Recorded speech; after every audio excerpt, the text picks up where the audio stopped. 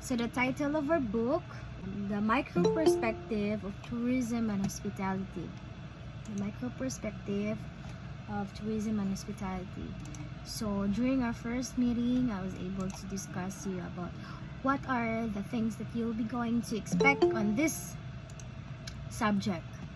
So now I'm gonna present it to you again so that we can have a quick recap for this one.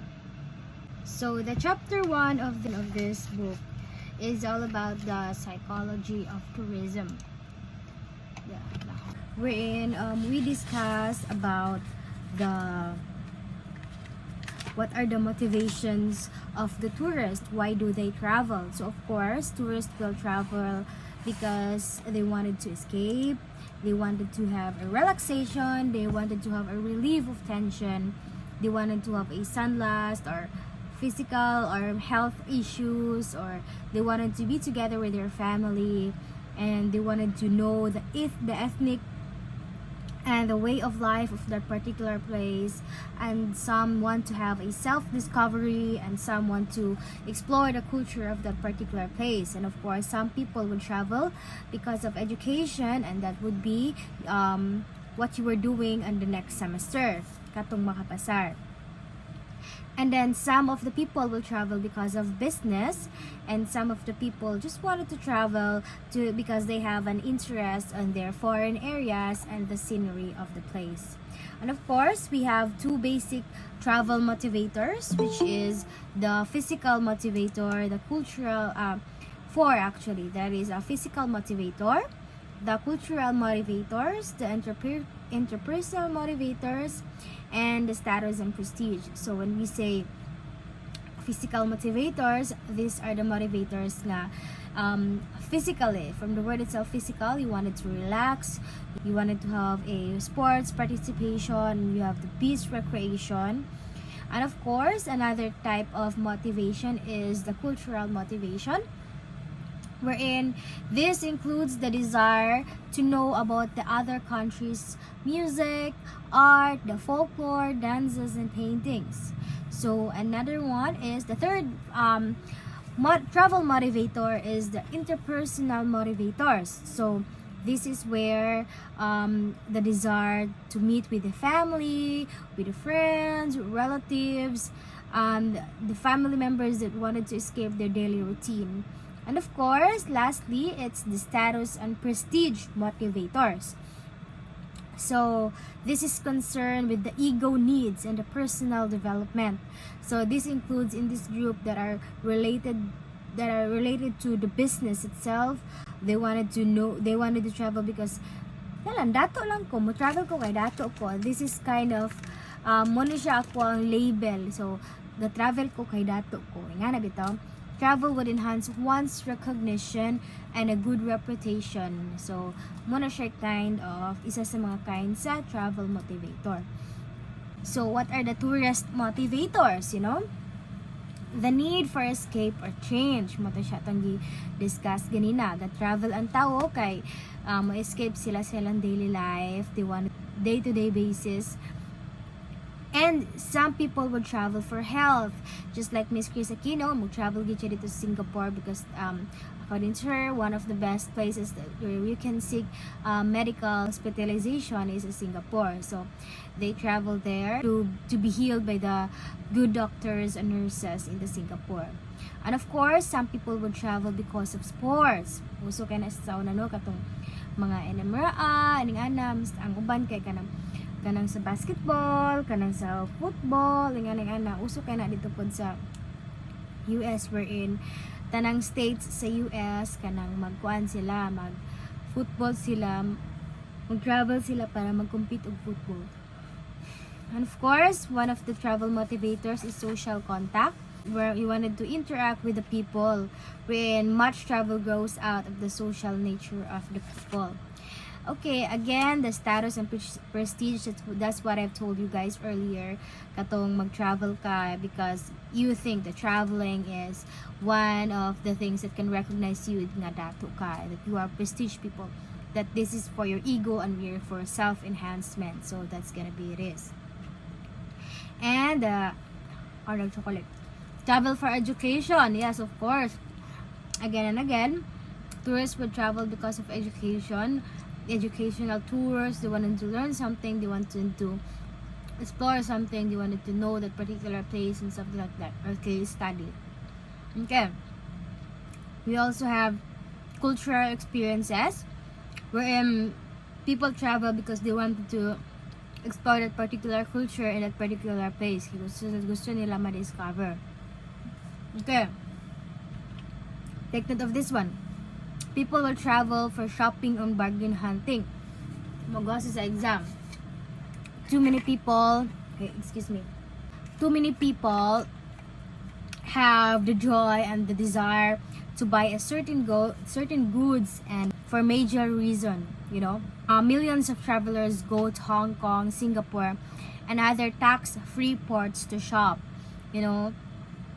Mga tao mag-travel sa isa ka lugar, it's because dito kay barato ra and less of tax. I'm not sure if are you familiar with this one. So way back in the United States, all of the things that you will be buying has tax.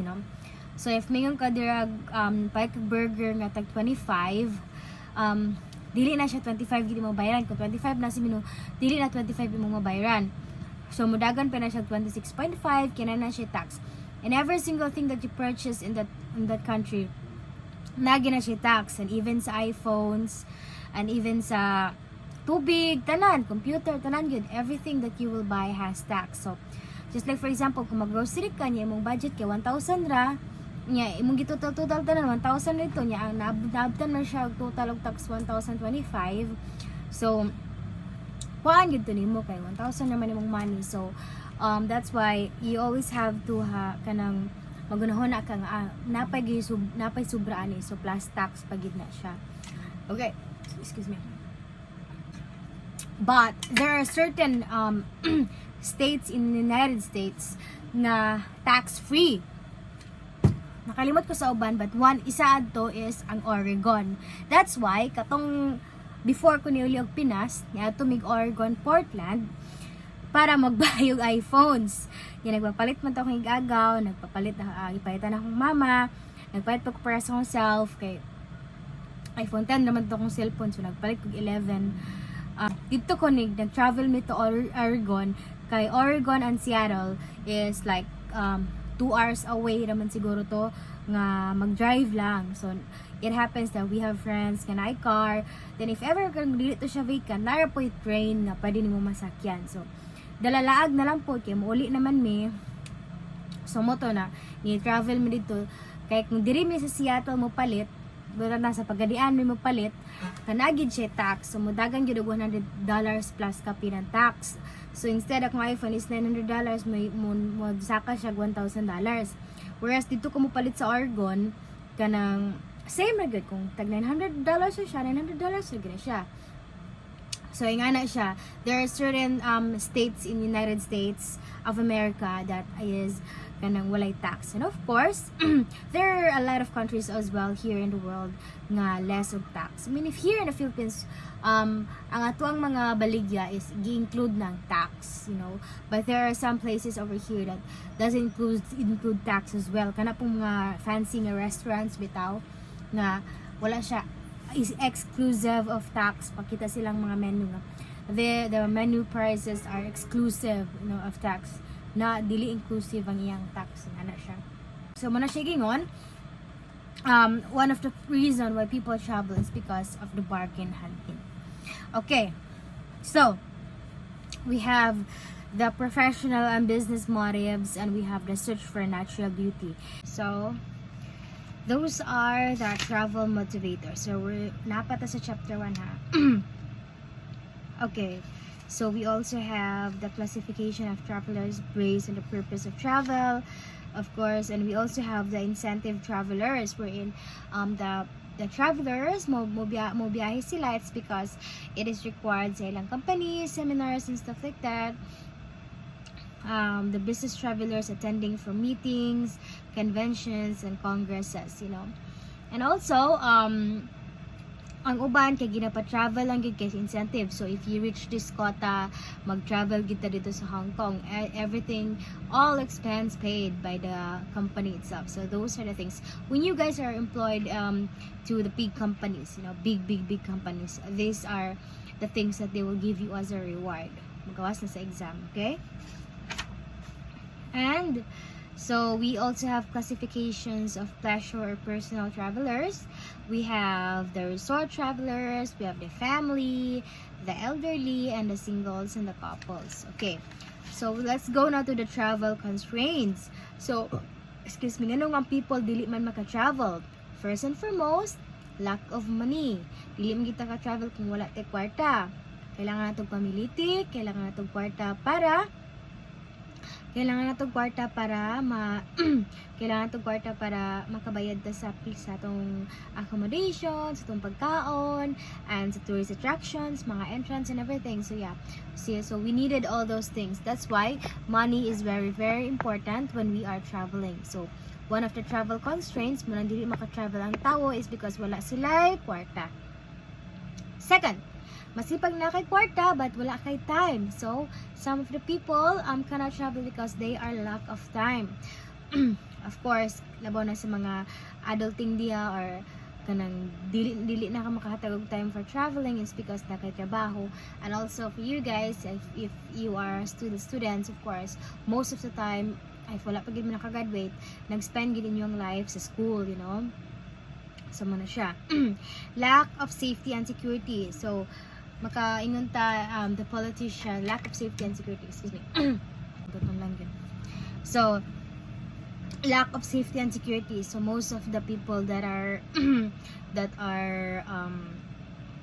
politicians, let's say politicians, dili kay sila ka-travel sa very crowded places because delikado ilang life, diba? And also muna siya ng lack of safety and security. And also kita pod, if kita na mga ordinary lang nga people, dili po tayo travel sa isa ka lugar kung dili na to feel nga safety dito, no? Mahadlok tayo. And of course, one of the travel constraints is physical disability, kanang mga kiang, anana, and the family commitments. Of course, if minyo na ka, dili ka basta-basta og laag. The lack of interest of travel, namang ubang tao nga dili ganahan mag-travel. And fears of travel, of course. Yeah. So mo to siya. Okay, so that's pretty much it for the chapter 1. Okay, so for the chapter 2, on this subject, we have discussed about the sociology of tourism, wherein we've discussed about the social nature of travel, the social effects of tourism, the socio-economic variables and their effect on the travel, the rise of the new travel patterns, the preferences of international tourists, of the types of tourist roles, and the social tourism. And also, on the chapter 3, we have discussed about the tourism and culture. What are the effects of culture and of traveling? Of course, when we are traveling, it has pros and cons towards the culture. So some of the pros is that we were able to discover the particular culture of the particular place. And at the same time, we will go on the cons. If naamang uban na mga namuyuan ng lugar, dili ganahan nga magpa-expose sa ilahang, dili ganahan magpa-expose sa ilang culture, gusto nila dili sila tandugon, kay uban magod sa kasubran og daghang travelers, matandog ilang livelihood, masamok sila and everything. And on the other hand, in the positive side, some of the people would some of the neighborhood ganahan sila nga daghang tourist sa ilang lugar. It's because they can give jobs and livelihood to the people nga mga jobless anang lugar. So if naay tourist attraction nga gibuild ana nga lugar, it would be the benefit of the livelihood, it would be the benefit of the locals that they will have a jobs nga they will have jobs tabot na katong sa mga jobless, sa mga natives, okay? And the importance of the cultural tourism, which will be discussed soon in your future years and your major subjects. And we also have the cultural factors of a tourist appeals. Excuse me for a while. Sakit na kaya kung lang. Okay, let's go now to the transportation sector. Of course, one of the main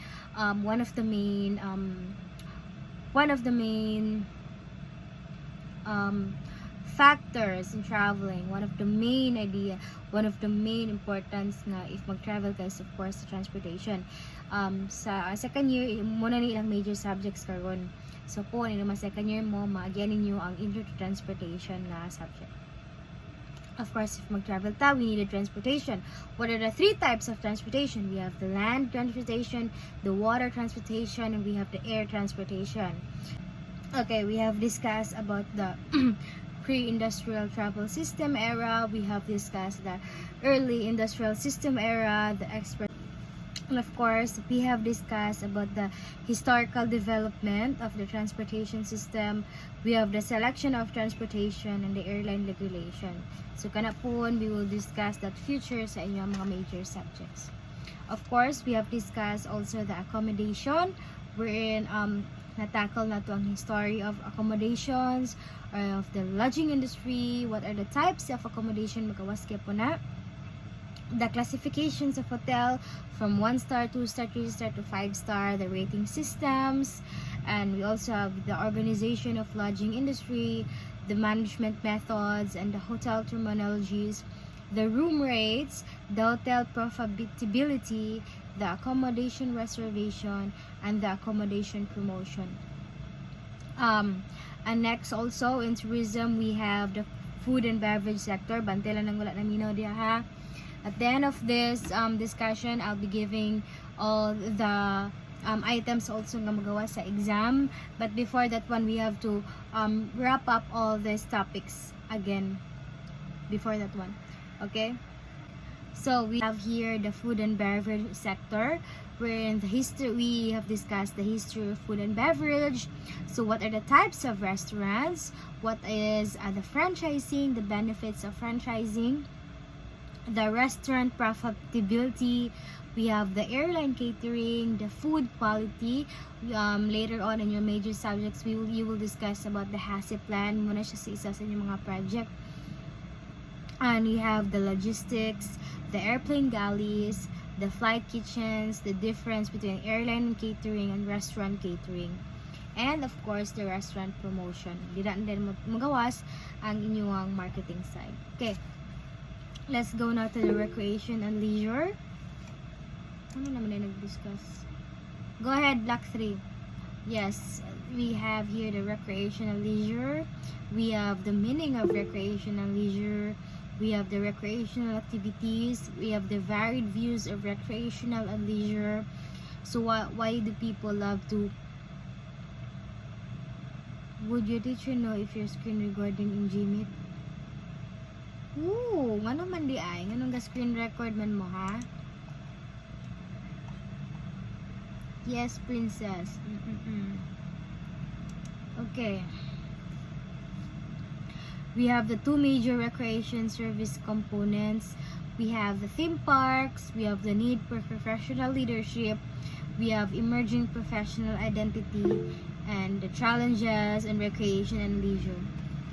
Yes, okay na mag-screen record mo. Makabalo man ko ana. But rest assured that you are listening. Okay, once pangutana na mo, igura mo nag-screen record. Tapos dili din mo gapaminaw. Wala gyapon ni pulos. Okay? Tourist attractions and theme parks. So, of course, diri na nigawas itong mga enchanted kingdoms. We have the best theme parks all over the world. So, this subject would be so fun. Good and that. If only I can conduct a lot of activities for you guys, but i-limit na to is because it would cost us a lot of money and dili pwede nga kamo magsigid mo gasto. It's because you have your upcoming tours, pag your educational tours for the local and the international. Okay, so of course, what are the nature and scope of tourist attractions? Excuse me. What are the evolution of tourist attractions? So sa una, ang tourist attractions kay makabalo lang ta if kanang katurog yung mga sikat. Karon kanang daghan na kay mga nanggawas na tourist attractions and dali ka siya market. It's because of the technology. It's because of the social media. So na wala ta kabalo ay naday ko andira na karon makabalo na gid ta. It's because of the power of the social media na mag-post sa Facebook, sa Instagram, sa TikTok and everything. So you know, social media is one of the platforms that are actually helpful to promote that particular tourist attraction. So that is why the internet or the social media platforms has a great impact of the tourism industry when it comes to promoting and the marketing side, you know. Of course, we have to deal with the management planning, the environmental impacts. Of course, di na magawas kung magtukod ka og kanang tourist attractions, you have to make sure nga unsay impact ani sa environment, baka tabang manure makadawat sa environment. Diha na din magawas ang mga permits na kailangan nimo para before ka magtukod ana, if nakapasar ba ni siya sa mga standards sa environmental issues nga na. Of course, dapat mag-limit na sa number of visitors. We also have the destination planning, the diversification, the renewal and innovation, and the future of the tourist attractions. So, there's a lot ahead of us when it comes to tourist attractions. Kaya daghan pagid kayo mga pwede ma-discover sa tourist attractions, especially nowadays, the technology is booming, evolving, and evolving. How much more sa unad ang tourist attractions sa siing lang na karon na ganit tourist attractions nga grabe gid ka mga high tech, no. How much more soon in the future generations wherein the technology is very evolving and can make our lives better, can make everything better, easier, and more accessible. Yan na siya. Of course, we have here the International Association of Amusement and Parks and Attractions. So going down, we're now in the chapter 9. We have the MICE industry on your second year. Yes, I guess in second year, because in the next sem, there will be the introduction of MICE na. This subject is where you will conduct a lot of meetings, events, and incentives, conventions, and exhibitions. Way back in college, we were able, during our subject, we were able to organize kana gid siyang grabe gid ka katong prestigious pageant in our university. You know, our university is very broad, and then kato siya na pageant is kami lang gid mga students na nag-organize from the planning itself, from the MC, the host, and the gowns, photographers, katong for practice ng mga candidates, because that was Miss Panagdait, I think, or Miss Sibay. Miss Panagdait, meaning pageant siya, and then dili gid dali magkuha ng pageant, especially if dako siya nga crowd. And then we have the sound system, the lights, the katong pag-organize mga candidates, and everything, kami gid tanan. And then it happens that the pageant was very successful, and I think we get a flat 1 grade for that one sa mga events planning. And akong role ato nga event is tabang kog organize, nag-head ko sa planning, and I was one of the hosts of the pageant. So yeah, it was really a fun experience that I will never forget, of course. And then ang designer pagid sa kong gawon nato is si Boogie Musni Rivera. And then he is now he is CDO based before, but now nana siya sa New York. Appeal na siya sa mga New York Fashion Week, and then he was able to dress katong Miss Universe bitaw si Rabia. Yes, I think si Rabia. Siya ang nag-dress kang Rabia sa iyang mga after sa Miss Universe katong mga gowns niya. Yeah.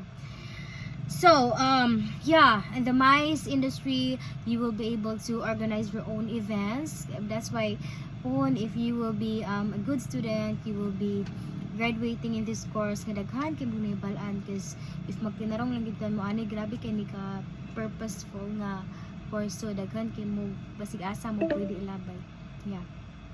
Yeah, there's 10 more minutes. Here we go. Let's go now to the chapter 10, which is the tourism marketing. Of course, the tourism really needs a good marketing. In everything that we do in tourism, it has to be marketed very well. We needed to have a good marketing para yes, of course, so that people would know that this establishments exist. What can these establishments can offer? What are the features? What are the may naaani nga mas labaw sa pikas establishments and everything. Sa mga promos, pa mga sales and everything. Pag kamo is ma-assign mo sa marketing, it's gonna be a fun, but it's gonna be a tough job, but of course you're gonna have fun upon doing your job. And it's a job nga kanang challenging gid siya. and fulfilling, of course, if you were able to have a successful marketing on your tourist attractions, or the hotels, or the F&B, or the restaurant that you will be working soon. Okay. Okay, now let's go to the tourism promotion. What is the meaning of tourism promotion? Same rin sila sa marketing, of course. Tourism promotion, what the communication upon the buyer and the seller, what the promotion of travelers process, relationship of good promoting to the marketing, promotion of, and the goals and the market targets and the major issues of the promotion. And of course, we have discussed the tourism distribution channels and the tourism planning, and of course the tourism development, and lastly, the most important is the employment opportunities and qualifications in the tourism and hospitality industry. So here we were able to discuss about the employment opportunities when you graduate in this course. We have here the airlines, the travel agencies, the hotels and motels, the cruise lines, the motor coaches, the car rental companies, the gaming entertainment industry, and the ones that are working in the government, and also just like me, when you're working to be a college professor soon. Okay, so again, you were great, you were blessed that you were in this course, wherein a lot of broad opportunities where you can go after you graduated. Okay, well, you must be grateful as well. It's because you have your free tuition, you know. Gamay ra kayong school sa Philippines kanay free tuition sa tourism, because this is a very expensive course. So it happens sa kamo, free lang yung tuition. Please don't take it for granted. Kaya inyo na lang gastuhan is in yung future travels, in yung future educational tours, local and international. So inyo na lang buhaton, magtarong mag-eskwela, free lang yung tuition, and make sure that all the lessons that you have discussed, all the lessons na kanang ginatudlo sa inyong teacher, you won't take it for granted, because everything that we've taught for you is just for you, for your own goodness sake. Everything good is para ra gid sa inyo. I hope dili ninyo i-misinterpret na tagaan bog mga quizzes, assignments, exams sa inyong teachers, because everything that is for you to inculcate all the knowledge in your minds, all the lessons that you will actually need when you are now entering the real world of job opportunities. Okay, so still there, guys? Still with me? Yes, ma'am. Okay. Ma'am. Okay, here we go. So for your final exam, there will be an identification, there will be fill in the blanks, we have enumeration, and we have the essay. Okay, so I want you guys to make sure that you've studied for your final exam, because the coverage is chapter 1 to 7. Okay, first and foremost, what is MICE? Again, what is the meaning of MICE? So how do you want this review? Do you want this to be interactive, or ako lang magstorya? Then maminaw gid mo. Ikaw lang, ma'am. Ikaw lang, ma'am. Ikaw lang, ma'am. Make sure you listen, okay? Okay. So we have here the MICE. Yes, meaning the meetings, incentives, conventions, and exhibitions. Okay. And of course, so what is the basic planning document for a successful restaurant? Inig masulod mo sa restaurant, unsa man gid ang pinakauna pangitaon? Of course, that is the Menu, ma'am. Very good. That is the menu. Of course, menu is the basic planning document for a successful restaurant. Of course, it's called the selling of more rooms than the actual available rooms. So this is overbooking. So muna siya gitawag nga if ever kay daghan ka ginabook, nga sobrang nagbook tungod na sa mga third parties nga booking sites, you know, that is called overbooking. Dili lang po na siya sa rooms, applicable also sa flights as well. That happens. And also sa reservations, restaurants. Of course, what is the set of beliefs, values, attitudes, habits, and behaviors that are shared by society and are transmitted from generation to generation? That is culture, okay? And then, this is the most economical, convenient, and popular for long-distance travel over the world. Ang pinakasayon, pinakabarato, most especially if mag-carry kag mga heavy nga goods, that is the railway. Railway is the kind of transportation that is most economical, convenient, and popular for long distance travel all over the world. And of course, we have here a transportation that is a mixture of train and bus. Ang kanina, transportation that's a mixture of train and bus. That is the tram. Kalimot na mo ana. Tram is a transportation that is a mixture of train and bus. Of course, this is the industry that is responsible of moving people, animals, and goods from one location to another.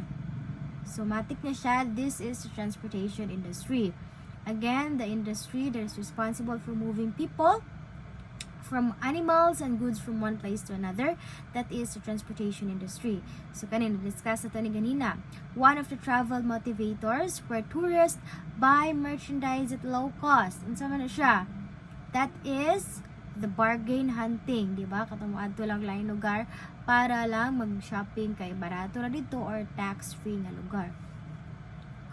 This is a subsidized system of travel through the intervention of the government, employer, or labor union to achieve social goals.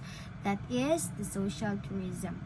Okay, this is a type of travel motivator that includes the desire to know about the music, the art, the folklore, the dances, the paintings, a religion of a particular place. Ano siya ang cultural motivator wherein people will travel because they wanted to know, to discover the art, the music, and the paintings of that particular place. Okay, so now let's go to the fill in the blanks. I'm not gonna tell where is the blank but we will just gonna discuss. Okay, younger people tend to select more recreational activities than older people.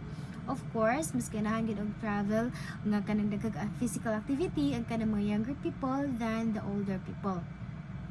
Okay, what does IATA means? This is the International Air Transport Association. So there's a lot of thousands of IATA codes all over the world. So karon na second year bago lang mi nag-conduct silang ilahang inyong what do you call it, oral recitation. 50 ra gitong gihatag, 50 sa international and then 27 sa locals. So most of them got it right and napid pa ubad nga nabagsak yun kaya lang wala nagtuon.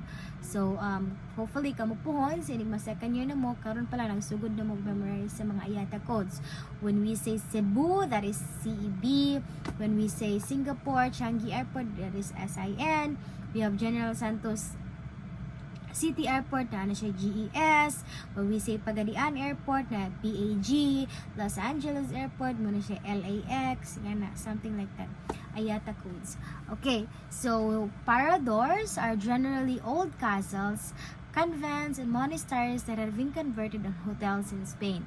Mo na siya tawag mo na siya mga paradors, katubi tawag mga kumbento sa una, mga castle sa una, mga simbahan nga daan, gimo na lang mga hotel karon sa Spain. Again, tourist attractions are the major components of tourism industry that function as main motivators for travel. Yes, of course, kay mo gid gabuhi sa tuang industry ang tourist attractions. Okay, so the birth of modern car occurred in 1886, that is invented by the German inventor named Carl Benz. Okay, mo na siya nag-invento sa modern car, that is mo na siya si Carl Benz. Okay, the two main forms of ground transportation, this is the rail transportation and the road transport. Okay, the first steel rail was developed in United States of America or USA during the 1800s. Okay, incentive tours, which are given by firms to the employees as a reward for special achievement or as motivation. Muna siya kung ganina, some companies would offer this as their incentives, as the reward as an incentives sa mga ilang mga employees nga naka-reach silang targets or sa mga quotas nila. Okay, and then the presence of children limits the travel of the family. Of course, kung nagita dala mga bata, labo ng mga puya, dili gid ta ingon nga maka-enjoy ayo, di nga makaayo sa atong travel kana malimit na atong travel. Kay tungod kailangan nato sila i-mind, kailangan nato sila antimanon, kumusta ilang environment, mangita pa kagduyan, stuff like that. So yeah, of course, the presence of children in the family limits the travel. activities. Okay, so based on personality, the travelers may be divided into two. We have there the psychocentrics and the allocentrics. So you gotta have to remember that one as well, because nagawas na siya sa inyong say before, and it might be nga magawas na siya sa say again. Uban nga naka-answer gud, what is the difference for that one? Nagid pa uban nga taka lang gid po, nagid pa uban wala lang gid nag-answer. Okay. So again, we will go now to the enumeration. What are the 4 classes of travel motivators? Muna to siya lang i-discuss kanina. The very first one, we have here the physical, the cultural, the interpersonal, and the status and prestige. Physical, muna siya. Mag-travel ang tao is because they wanted to have a physical relax. Gusto silang magpa-unwind and stuff like that. So of course, second would be the cultural. So people will travel because of culture.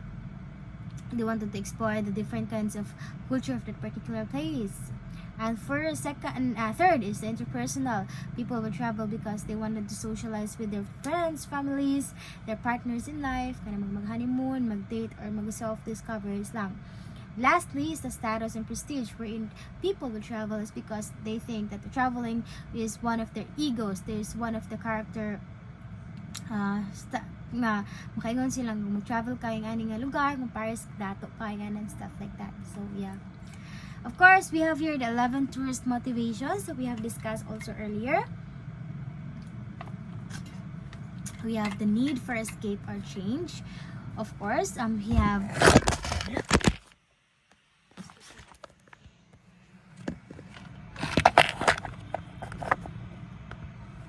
okay, so people will also travel for health. People will travel for sports. People will travel for social contact. People will travel for education. People will travel for personal values, for the cultural experience, the shopping and bargain hunting, the professional and business motives, and the search for natural beauty. Okay, we also have the 2 fundamental guiding principles on the transportation management and operations. Of course, we have there the economy of scale and the economy of distance. So economy of scale meaning the more nga mas bugat ang imuhang ipadala sa isa ka lugar, the more nga mas mahal especially when it comes to airplane. Kung bugat ang bagahe, kung magka-excess ka, the more nga makabugat, the more nga mahal ang imuhang bayaran. So the economy of distance mo ni siya if the more nga mas layo yung mga tuan, mas mahal pa di mong bayaran, di ba? So if magbiyahe lang ka pagadian to Ozamis, mas barato Piti. If mayon ka pagadian to Cagayan, of course mas mahal gid ang Piti. So yeah, economy of scale and economy of distance. Okay, what are the 3 modes of transportation? Of course, we have the air transportation, the land transportation, of course, the water transportation. That is so basic. If kana pa lang dili ni mo memorize, I'm telling you guys to force to shift na lang mag-tourism. If kana tulo di ni mo memorize, bantay lang na sa exam ha. If na dili maka-answer ning tulo, ha, bantay lang gid na. That is very, very easy. That is one of the basics in the tourism.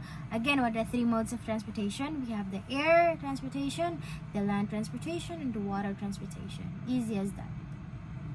Okay, so what are the factors to consider while choosing the most suitable mode of transport for goods? So, unsa man atong consider if mag-transport ang goods from one place to another? Of course, tagpila, the cost of service, That's the number 1. Of course, that's speed of transport. So, of course, we have to consider if unsa siya kapaspason. Kung magpadala ka og letter or email lang kanang sulat, of course, you can go with the airplane kaya dali ra siya makarga. But if gusto ka mag-LBC, madugay-dugay siya gamay. But of course, mas cheaper siya kaysa airplane. Of course, the flexibility. Of course, if flexible ba ang ganang kind of transportation nga modala ani from goods from one place to another. Of course, we also have the regularity of service. Kung kani ba siya is kanang kada adlaw ba ta pwede magpadala ani or kanang nalang gid siya desired schedule. So if may kag taxi, nara gid diri permit. May kag bus, na gid siya mga desired hours or routes nga iyang adtuan or hunungan anang mga saktong orasa. And of course, we have to make sure the safety. Of course, these are the things that we have to consider as well. So if safe ra ba ta ani nga transport sa itong goods, kung maingon tawag ipadala to sa atong sulat sa train, wata ka balokin siya mag-handle anak kung mga lupad ba na nga stuff like that. So you gotta have to consider of the safety of the goods that you wanted to transport from one place to another. Of course, the nature of commodity. So easy as that. Nagyan na tanan. Of course, what are the 7 major divisions of hotel organization? First, we have there the personnel, the engineering and the maintenance, which is very important. The accounting, katong mag accounts sa sales and stuff sa hotel. And of course, we have there the security, which is very important as well. We feel safe, the hotels, a lot of hotel guards, a lot of ganang security is CCTV cameras, because we feel safe in the hotel because that serves as our second home as well. Here. Of course, we have there the food and beverage as well. Isa gina siya sa kailangan sa mga hotels. Kaya of course, mukaon magandang tao.